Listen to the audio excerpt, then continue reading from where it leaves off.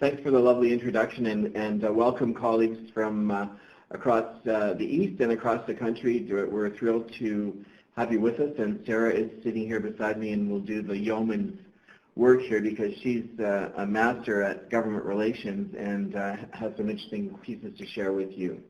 So I'll do a little bit of intro time and turn it to her.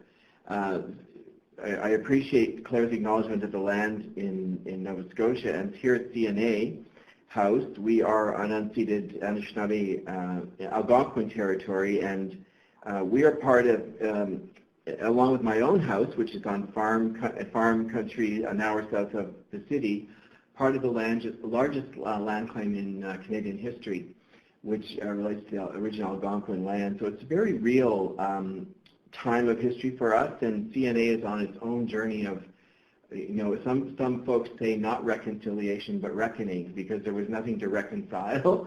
So I sometimes say we're on our journey of reckoning, and we'll be launching an Indigenous Leaders Series next week, which I'm pleased to say, to help us think about our behavior, our boards, and how inclusive we are, and so on. So we each in our own way here are trying to do our best to come to terms, maybe that's a way to put it, with our history and place more positive steps forward. But we're in a gorgeous location here right beside the canal if you are ever in Ottawa. So I'm going to just start with a couple of examples of some policy issues that are front and center, and how CNA and governments are sort of juggling them a little bit. These will all be well known to you. So for most of my life, I'm over 60, we were certainly told you couldn't smoke any of the old wacky tobacco, or you would never get a job or house insurance and wouldn't be employable and so on. And now there's pretty stores that look like Apple stores everywhere I go. I was sort of shocked by the gorgeous little store in Montague, PEI. I thought, well, PEI sure has changed. It's got a liquor store and cannabis store beside the superstore there in Montague. So we've had these sort of volcanic policy and legislative changes just in our lifetime. The Liberals have just tabled legislation to expand access to assisted death. Huge implications. I'm going to come back to that a little bit. In the middle of all of these important legislative changes, there's suddenly a viral outbreak. And I don't need to tell any of you, I'm sure, about the concern about a global pandemic around the coronavirus. Accompanying all of this, the government is completely taken off course by decisions that lead to them needing to respond to an issue really regarding a pipeline. So you know the story well. It's been on the news across the country. Sorry, the slides are they're not quite fitting properly. But so if we think your issue, let's say your issue is medical assistance in dying, or your public health people, and right this week you're concerned about coronavirus.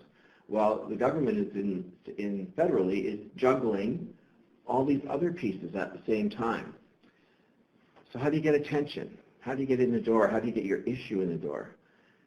You probably know this fellow, some of you, Dr. Brian Day. If you don't know the history, Dr. Day has a long history of advocating for the right to have private, for-profit health care, and that it's against the Constitution of the country to not allow Canadians to have that. And that is about to come before the Supreme Court in our immediate future over the next couple of years. It'll be a long battle, I'm sure. Sarah, can you just show me the next slide? I don't want to whip along. Yeah. So I wanted to I'm just going to make a few general comments before I turn it down to Sarah. One is, so here's all things that are happening in the legislative landscape. How do you figure out where do you intervene? What do you intervene on? Why? What is the screen by which you do a women's health thing versus a children's health issue a different day? Do you do both? When a microphone comes in your face and says, do you support vaping? I don't know, how do we decide what, are we going to get into that agenda? Because there are a million issues, and no one organization can respond to all of them or do so effectively. So how do you choose? So I just want to share a couple of screens and I guess tools, I suppose, that are on my mind. So how did we get from a place where we had 400 or so nurse practitioners in 2004 to 6,000 today? How did that happen? Through a deliberate process of advocacy, advocating, government relations, relations with stakeholders, relations with doctors, and so on, to move us to a place where the landscape completely changed.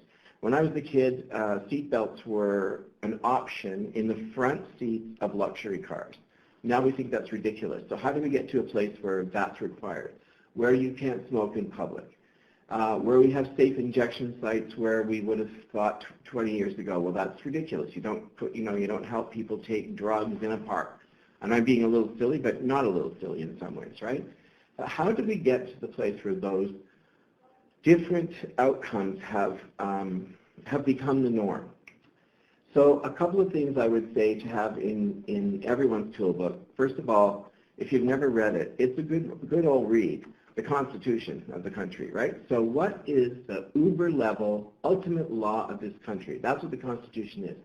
So as I say anytime I'm talking to students, it's the rules book. Like you wouldn't step onto a basketball court if you'd never played it and not think, well, how do you play? So this tells you how you play. So it's important to understand the Charter of Rights, which is part of the Constitution, and the Constitution itself and what it says. Who does what? It's important to know who enforces those rules and manages them and oversees them and so on. So if you want to, some of you asked how do you get involved in advocacy, how do you get your issue moved forward? Well, you need to know first who's responsible for that.